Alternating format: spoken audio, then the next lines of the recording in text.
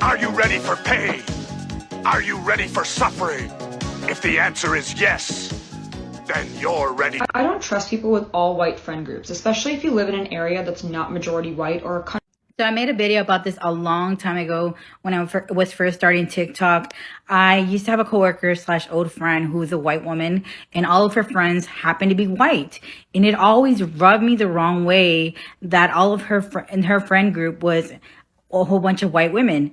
And it wasn't until later on that I realized that she was very low-key, very racist. Like, she would say like microaggressions and stuff, and even to the point like to say that she wanted to marry a man of color to have biracial kids. That's gross.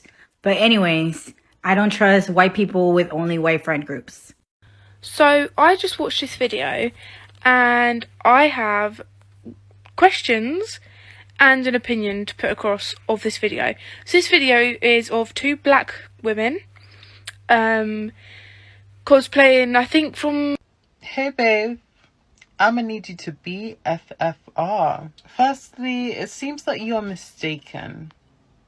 White privilege is a one-way street. There's no such thing as reverse racism. Even if they were cosplaying as white people and not doing a recreation of the movie White Chicks, there would be no injustice because systemic racism and intersectionality will tell you all you need to know about how racism functions in our society, as well as privilege. Get your facts straight. So yes, they and you, it seems, really want to cosplay so bad, considering we all bleed the same. Ciao. Did BLM not teach you anything?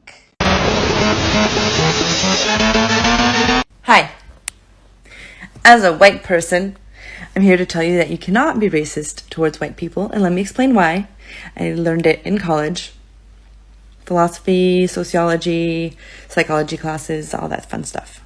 For there to be racism, there needs to be a power inequality, which does not exist in regards to white people.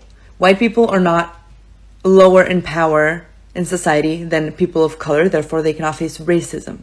What they can face is prejudice. That's true. But you cannot label it racism, nor does it have the same ramifications or the same repercussions as racism towards people of color. So let's all educate ourselves and, yeah. I don't understand today's dating world. I take girls on nice dates, I get them flowers, I'm emotionally available, I go to the gym, it doesn't matter what I do. And yet, every time, I get the same outcome. Imagine having such little self-awareness that you publicly post a video saying that you keep going on dates with different women and every woman isn't interested in continuing dating you, but there must be something wrong with all of those women rather than thinking it might be you that's the issue. Genuinely, I don't think this guy has a clue of how he's coming across. And I saw a video yesterday of a woman ending a date at the end of the night, but because the man had paid for the meal, he somehow thought that that entitled him to more, so he ended up being abusive. And do you know what? All of this work that I've been doing, all of the attitudes that I'm seeing, and we're not talking about just violent men, we're talking about something that is at the core of this male attitude of the misogyny, but also the violence. And that one core attitude is entitlement. A couple of months ago on my other account that got banned, I had someone comment who I think was a man, I'm pretty sure was a man, saying we raise boys to be narcissists. And I remember at the time thinking maybe that's a bit much, but actually I'm becoming more and more convinced that that is what's going wrong in the psyche of boys and then becoming men. I attended an online discussion this week with 4 incredible men, an all-male panel talking about male violence and the causes and the root of it all. And one of those guys put it just perfectly. We teach boys from a really young age that they have dominion over women's bodies. And then when we hand them the power that men have as adults, that can then be corrupted. This week we've seen the dad who took his 9-year-old boy to Hooters for getting a good school report. What message are we teaching our young boys? That they do have ownership over women's bodies. Those women are there, dressed a certain way, for our sexual gratification, son. This is how women are treated in society. And as those boys grow up and they hand them all this power, they then corrupt that into turning it into violence if they can't get their own way because they are entitled from such a young age. And it's exactly the same backlash we see against feminism, this privilege and entitlement that they feel is being taken from them. That attitude is how it starts, and how it ends is rape, assault, harassment, stalking and murder. Alright, so we're going to call this behind the scenes as a queer teacher. For a little background, for my first 2 years of teaching, I taught 6th grade at a public middle school in the San Francisco Bay Area. I taught English and creative writing. My area of interest as an English major was queer lit, and my area of interest as just a queer adult is queer literature. So my first year of teaching, I got to work with a really, really awesome librarian. It was also her first year there, and together we put well over 30, 40 queer books in the school library. How this worked is that I would recommend books to her, and then she would buy them through a combination of going to various book fairs, getting donations from parents, whatever that case may be.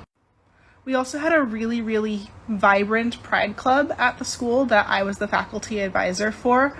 And so in order to make sure that those kids had access to those books, we had a queer book list on the school library website. And we also had a section in the library that highlighted some of the queer books that were within the library. She also did this for various other minority groups.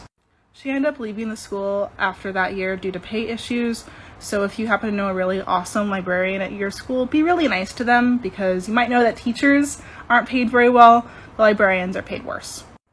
The second year we got a different librarian, but she wasn't actually trained as a librarian. She was basically a parent volunteer who got to be paid to check in and out the books.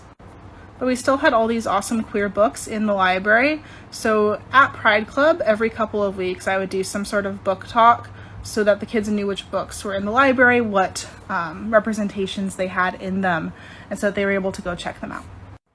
So one week right before Pride Club, one of my kids comes up to me and is like, hey, I really liked that book that you talked about last week. It said it's in the library on my Chromebook, but when I went to the library, I couldn't find it. So I go, oh, okay, I'll go look on my prep to see if I can find it, and I'll email you so that you know which part of the library it's in. So on my prep, the next time I have one, I go to the library, I'm looking around, and I can't find that book, and frankly, I can't find any of the books that I know were put into the library the year before. So I go up to the librarian, and I'm like, hey, one of my kids really wants to read this book. I know it's in the library, but I can't find it. It doesn't say it's checked out online. Do you know what's going on with that? And she gets this really defensive look on her face, and she's like, it's there somewhere. They just have to go find it. So I say to her, like, I looked through the whole library and I couldn't find that book and I couldn't find any of these other books. She gives this really big sigh and she's like, okay, send the kid to me. I'll find the book for them. So I tell the kid, they go and pick up the book, which is at her desk apparently. So then I find out she took all those books off the shelves, put them in the back storage cabinet, and I have to send the kids individually to her. Stitch this with the stupidest thing a man has ever mansplained to you.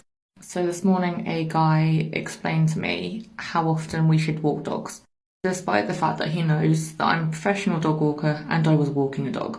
Just so we're all aligned, confidence is I'm fucking great and so the fuck is she.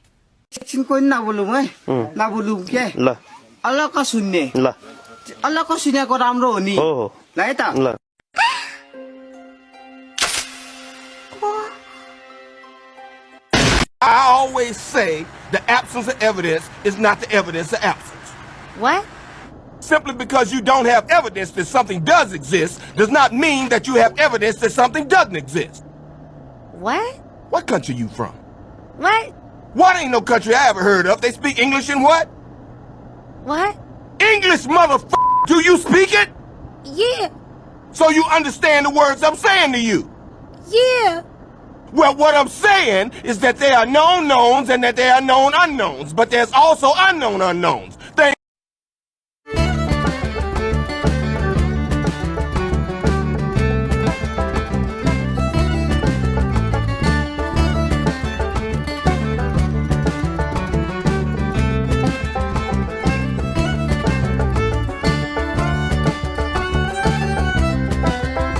I could be brown, I could be blue, I could be violet sky, I could be hurtful, I could be purple, I could be anything you like. I could be brown, I could be blue.